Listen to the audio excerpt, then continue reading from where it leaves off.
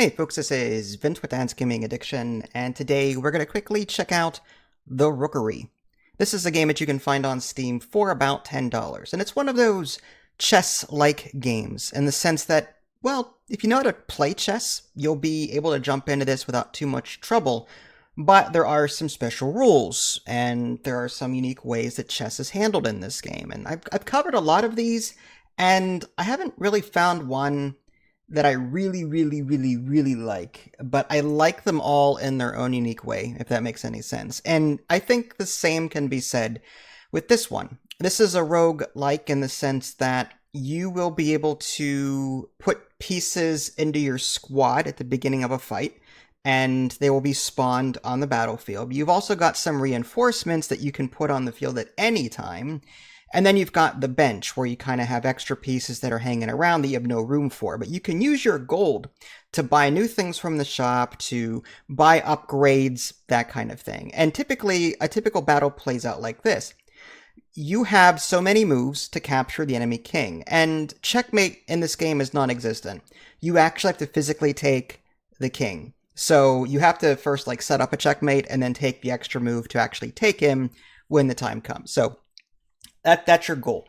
Now, you've got, again, a limited number of times to do this. And you've also got this energy mechanic. And the way that works is if you try to do something that is outside the normal realm of a chess piece because it has a special ability, like you can get knights in this game that might move 2 spaces diagonally, or you might get a rook that can move diagonally, or something that does something weird, okay?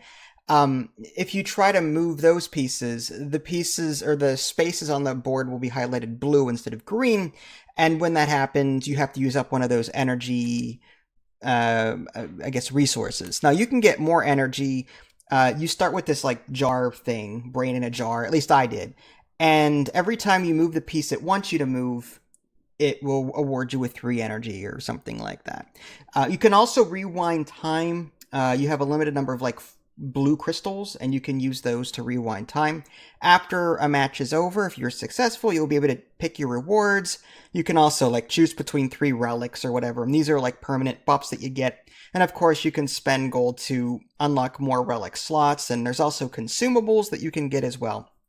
And I will say, I enjoyed this. This was more of a puzzle.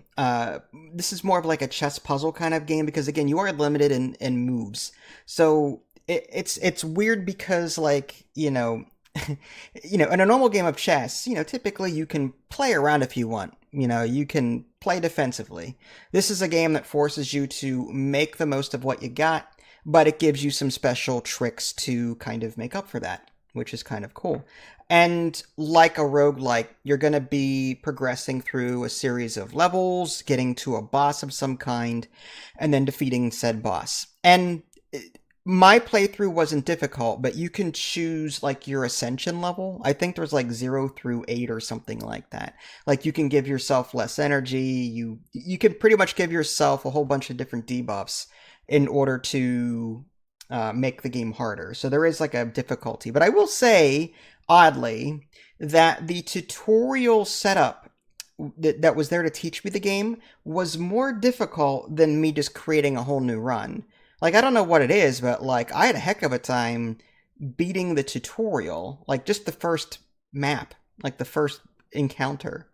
But when I'm like, this is too hard. So I went back to the main menu and I started a new run, and then I breezed through the run, at least the first 4 missions that I did. So I don't know what it is with the tutorial, but I feel like the tutorial on that, the difficulties unnecessarily difficult for some reason. But anyway, it's for $10. It's not a bad chess-like game. It's a lot of fun. If you like chess and you like games that break the mold, give you pieces or abilities that allow pieces to do weird things that you normally wouldn't expect, pawns that can move forward, or bishops that give you energy every time you take a piece with them, that kind of thing.